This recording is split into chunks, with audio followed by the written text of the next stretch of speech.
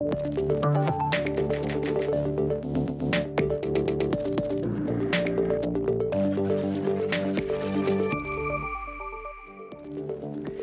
evening, I'm Britt, Clennett in Hong Kong and welcome to View TV News. Coming up on tonight's show. Concerns are raised over extension cords with USB charging capabilities as the consumer watchdog finds some models don't pass all safety tests. Wikipedia is now blocked in all languages on the mainland, but the company says it hasn't received any notice of the move. And just days after 4 oil tankers were hit in the Middle East, Saudi Arabia says bomb-carrying drones have attacked one of their oil pipelines. The Consumer Council has received 70 complaints against unscrupulous domestic helper agencies in the first 4 months of the year. Employers accused agencies of misleading them, including lying about helpers' abilities. In one case, an Indonesian woman who was hired after communicating well in Cantonese during a video interview couldn't speak the language when she arrived. It turned out she was provided with translations and a pronunciation guide from behind the camera. In another case, a client was refused a refund despite paying extra to choose for that option. The council says they receive about 200 such reports each year and urge employers to pay close attention to contract details. Well, the Consumer Council has also found a number of USB extension sockets that charge multiple devices are unsafe. Of the 15 models tested, only 2 models from brands Omni and Belkin passed all safety tests. Other devices tested include those from Philips, Promate, Fujitsu, Safeway, Marble and A-Magic. 7 models had insufficient insulation distances, increasing the risk of short circuits and electric shocks. Meanwhile, the model from Chinese brand Lidinho was so bad the government issued a recall. The council urged manufacturers to improve the quality and design of their sockets and urged consumers to avoid using chargers near water or in humid areas. Each socket should be used with only one extension socket or adapter to avoid overloading of the circuit. Extension sockets should not be used in conjunction with any other adapters. And electrical appliances like air conditioner and heaters should not be powered through extension sockets. And electrical products such as computer, TV set, and audio equipment consume considerably less energy. That might be better. No multi-socket extension should be loaded with more than one appliance that consumes a lot of power. The court has found League of Social Democrats chairman Avery Ng guilty of inciting others to take part in protests outside the liaison office in 2016. Ng and his fellow LSD members held a small protest outside the West Callow Magistracy ahead of the ruling. Judge Peony Wong said Ng's attempts to rouse the crowd could have broken down public order and caused more injuries.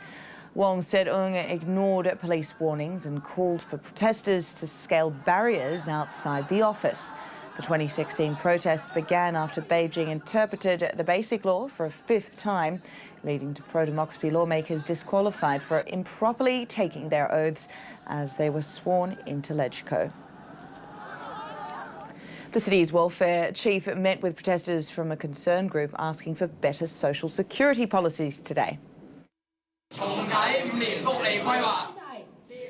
Lord Chi Kwong met with the concerning CSSA and Low Income Alliance in Wan Chai ahead of his meeting with the social sector functional constituency.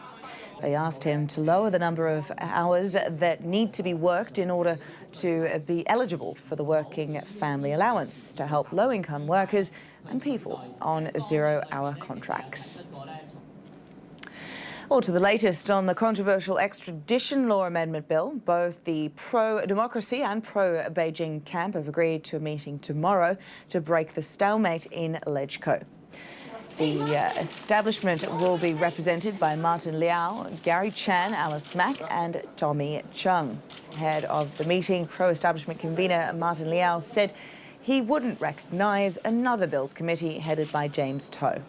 The government had said it wouldn't sit down with feuding lawmakers for negotiations. Speaking on RTHK, Liberal Party leader Felix Chung and Democratic Party chairman Wu Chi-wai commented on the government's move.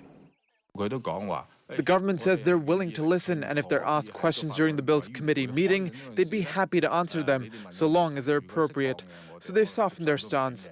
But ultimately, they'll want to limit the debate to within the bill's committee and not outside, where there are polarized opinions. So I think the government not wanting to sit down and talk is a sensible choice. It's impossible for the government to stay on the sidelines, and they shouldn't push their mistakes onto LegCo and say, there, you guys solve it, we don't care. This is irresponsible. Wikipedia has confirmed to the BBC that all language editions of its websites have been blocked by China. The country had earlier banned the Chinese language version of the site, but the ban has now expanded. Wikipedia says it had received no notice of the move. China is not the only country to ban the online encyclopedia. In recent years, it has been intermittently blocked by authorities around the world, in countries like Turkey and Venezuela. Coming up next, the latest from the world of business.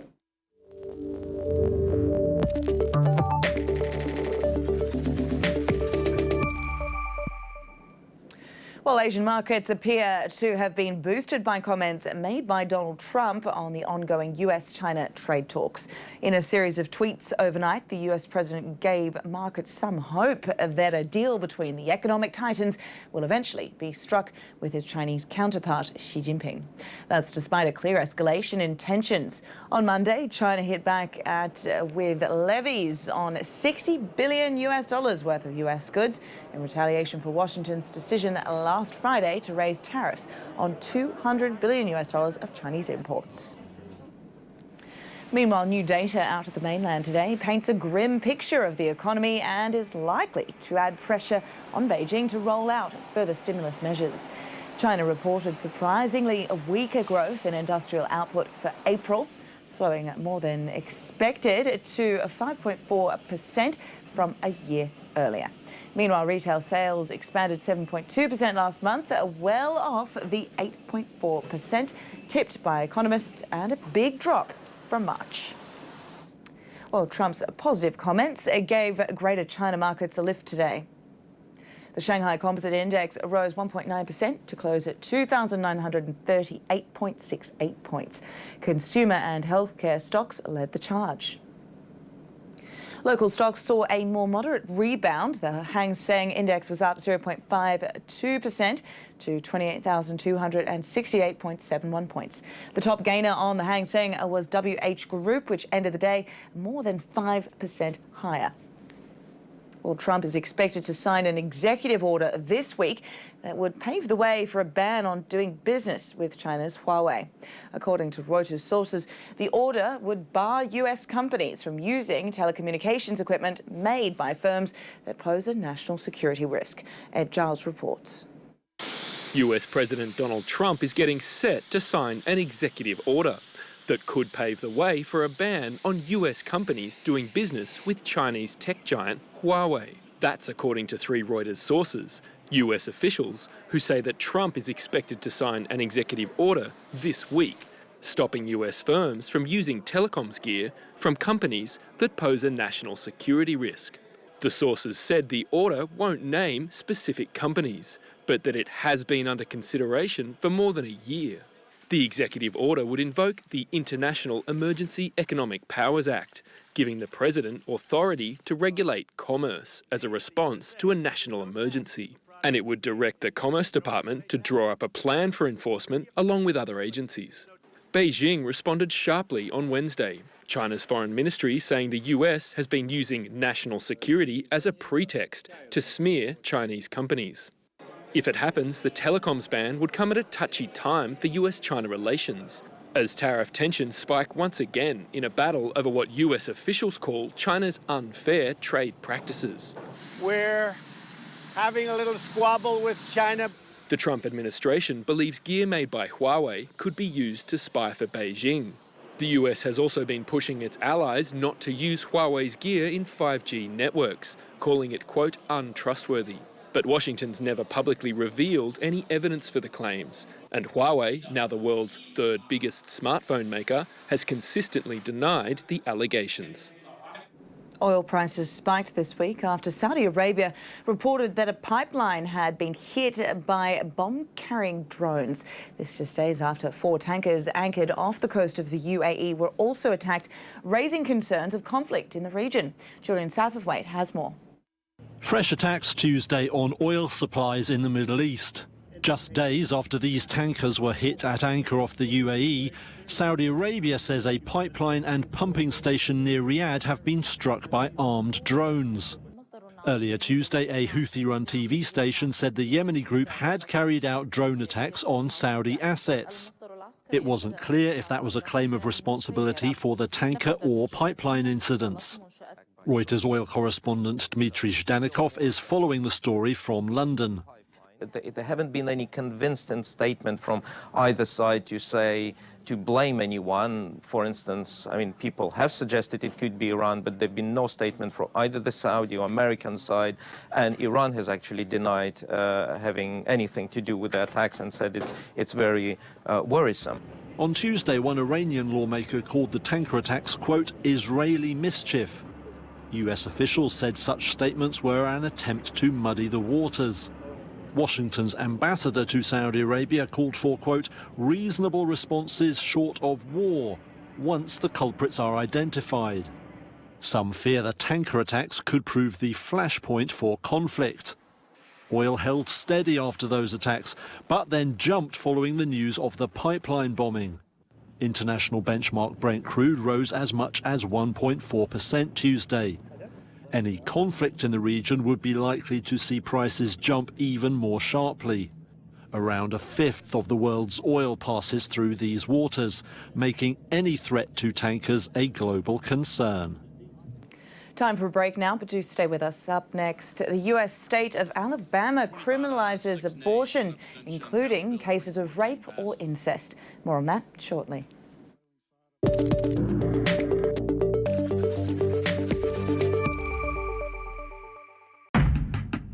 It's a very unique place. You can speak what you want, you can dress what you want. I think the spirit is always there. 我唔覺得係樂觀，我覺得係我唔服輸嘅心態。我想證明俾你睇，我得咯。I used to cry at night. 香港好多好人嘅，我覺得。I just fell in love with the place. I mean, local Chinese people, they go away very often. They're very happy to come back. I mean, it is a home. It is my home. That's why I feel Hong Kong is home. 點都有啲屋企嘅感覺㗎嘛。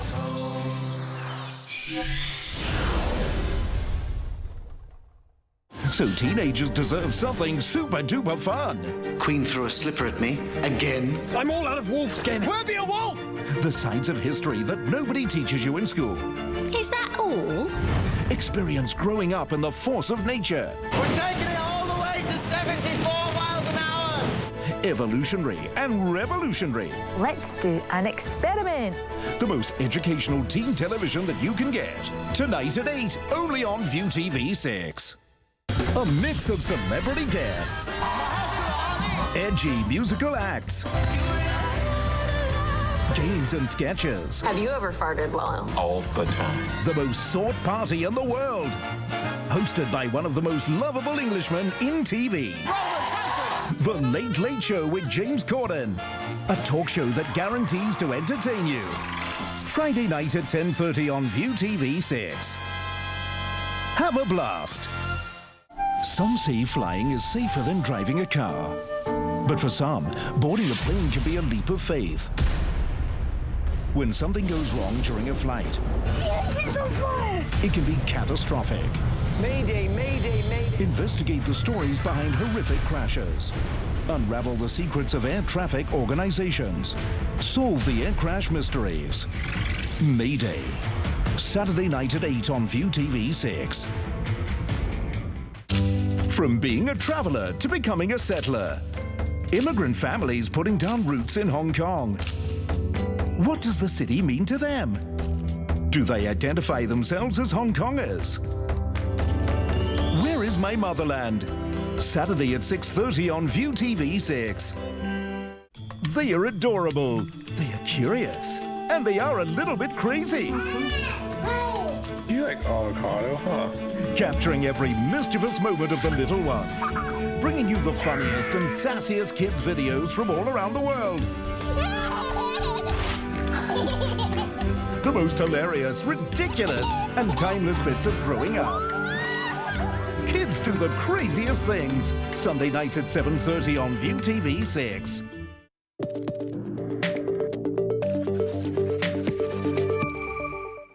Welcome back. As tensions escalate between the US and Iran, President Donald Trump has denied Washington has a military plan in the works against Tehran. That's following a report in the New York Times saying US officials were reviewing an option to send up to 120,000 troops to the Middle East. Vanessa Johnston reports. I think it's fake news, okay? President Donald Trump on Tuesday pushed back after a New York Times report said the White House has a plan to send up to 120,000 troops to the Middle East if Iran attacks U.S. forces or accelerates work on nuclear weapons. Now, would I do that? Absolutely. But we have not planned for that. Hopefully, we're not going to have to plan for that. And if we did that, we'd send a hell of a lot more troops than that.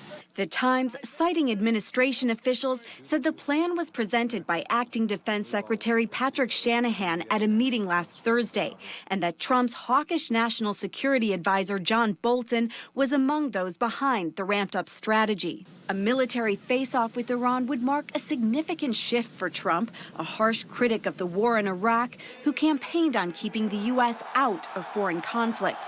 But administration officials have so far said they're ruling nothing out. We fundamentally do not seek a war with Iran. If American interests are attacked, we will most certainly respond in an appropriate fashion. After pulling out of a 2015 nuclear deal last year, the U.S. has slapped a host of new sanctions on Iran and dispatched an aircraft carrier and B-52 bombers to the region, citing what it called a credible threat against U.S. forces from Iran or its proxies. Iranian Foreign Minister Mohammad Javad Zarif on Tuesday blamed the rising tension on, quote, extremist individuals in the U.S. government. But unfortunately, the United States has been escalating the situation unnecessarily. Zarif was in New Delhi for talks after India stopped buying Iranian oil, under pressure from Washington. And San Francisco officials voted to ban the purchase and use of facial recognition technology by police and other agencies. The move on Tuesday makes San Francisco the first major American city to block a tool that law enforcement officials are increasingly using in their hunt for criminals. The city's supervisor says it's not an anti-tech policy, but aims to protect marginalised groups. A police officers union there says the ban would hinder efforts to investigate crime. The city's Board of Supervisors says the ordinance is expected to become final after a second vote by the same officials next week. Alabama lawmakers on Tuesday passed a bill that criminalises nearly all abortions in the state, even if the baby was conceived because of rape or incest. It's part of a multi-state effort to have the US Supreme Court reconsider whether women should have a constitutional right to an abortion. Ryan Brooks reports. 25 ayes, 6 nays, 1 abstention. House Bill 314 passes. Alabama lawmakers on Tuesday passed a bill that would criminalize nearly all abortions in the state. It would be the strictest law in the nation, banning all abortion unless the woman's life is in danger, including in cases of rape or incest. The law passed 25-6 and will take effect 6 months after being signed by Republican Governor Kay Ivey. The law is certain to face legal challenges from the American Civil Liberties Union and other groups who have vowed to sue. It comes after 4 states this year approved so-called heartbeat bills, which essentially outlaw abortions after 6 weeks of pregnancy. Just last week, Georgia's Republican governor signed a heartbeat bill into law. But the Alabama bill goes further, banning abortions at any time. It punishes people who perform the procedure with 10 to 99 years in prison. A total of 16 states have introduced bills to restrict abortion rights just this year. Many conservative state legislatures are feeling emboldened now that the U.S. Supreme Court has a solid conservative majority. Last year, Republican President Donald Trump appointed his second conservative Supreme Court Justice, Brett Kavanaugh. And abortion opponents say this year's bills mount an effort to overturn 45 years of precedent set by Roe v. Wade. They're hoping any challenges to the laws sent on to the Supreme Court could end with Roe v. Wade overturned. Governor Ivey has not said whether she would sign Alabama's bill if it got to her desk, but she is known to be a strong opponent of abortion. Australians head to the polls on Saturday as their politicians are facing a shifting political tide. The Conservative government is seeing resistance from voters who want more action on climate change policies. Grace Lee reports. You obviously enjoyed hearing it, so let me say it again. The government of Australia has changed. This was 6 years ago when Tony Abbott was elected Prime Minister. A former amateur boxer and journalist, he had won by a landslide and was trumpeted as a local boy taking Australia's top job. Vote Tony out! Fast forward to today, the outspoken Conservative is facing a shift in the political tide. He has destroyed the Liberal Party, and it's basically time for a change. Climate change, same-sex marriage, equality for women. These are some of the key issues for voters in Warringah, where Abbott still holds the federal seat. Issues they say he hasn't seemed to care about during his 25 years in office. He has signed up to the Paris Accord. He backflipped on that. He's backflipped again.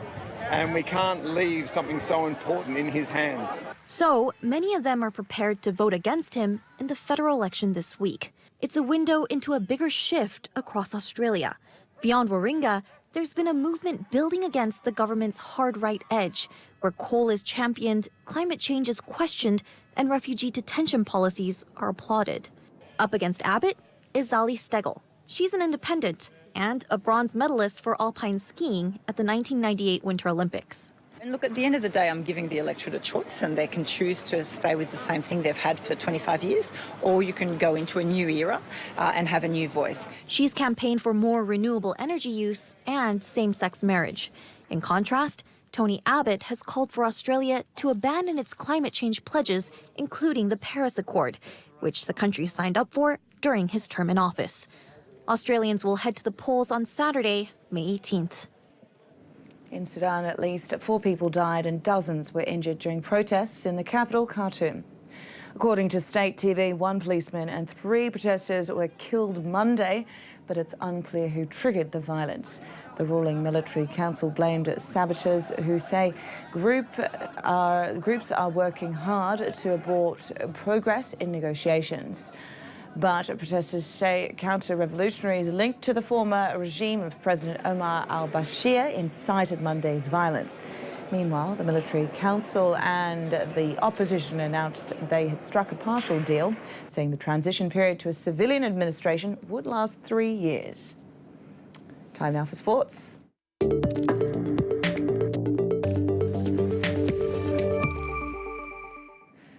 Starting with football, and transfer season already looks like it's kicking off in earnest. French forward Antoine Griezmann says he will leave Atletico Madrid at the end of the season after 5 years, likely to join Barcelona. The 28-year-old hasn't officially revealed where he'll be playing next season, but Spanish media have widely reported he's headed to Catalonia to join the league champions a year after he rejected an offer from them. According to the BBC, Barcelona will pay the buyout clause in Griezmann's contract of $134 million. The World Cup winner signed a 5-year contract last June with Atletico and has scored 133 goals in 256 appearances for the club. In tennis, Serena Williams has had to withdraw from the women's draw at the Italian Open due to a recurring knee injury. Serena was due to face sister Venus after beating Swede Rebecca Peterson in straight sets on Monday.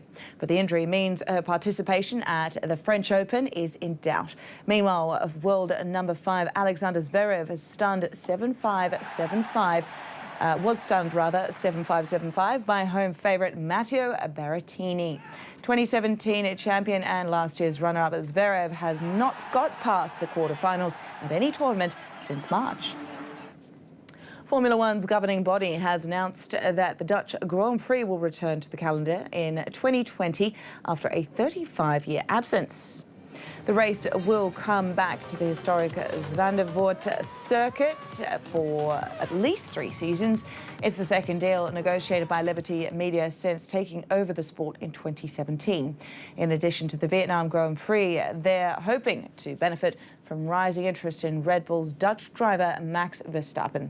The 21-year-old is Formula One's youngest ever race winner and is currently ranked 3rd in the championship. In golf, Tiger Woods says he's rested and ready to start his first tournament since his Masters victory. The 43-year-old appears in fine shape as he prepares for the PGA Championship at Bethpage Black. Woods raised some eyebrows when he skipped the Wells Fargo Championship 2 weeks ago. He completed one of the greatest comebacks of sporting history last month, ending a decade-long drought and collecting his 15th major title. All right, that's it for now. Do join us again a bit later on.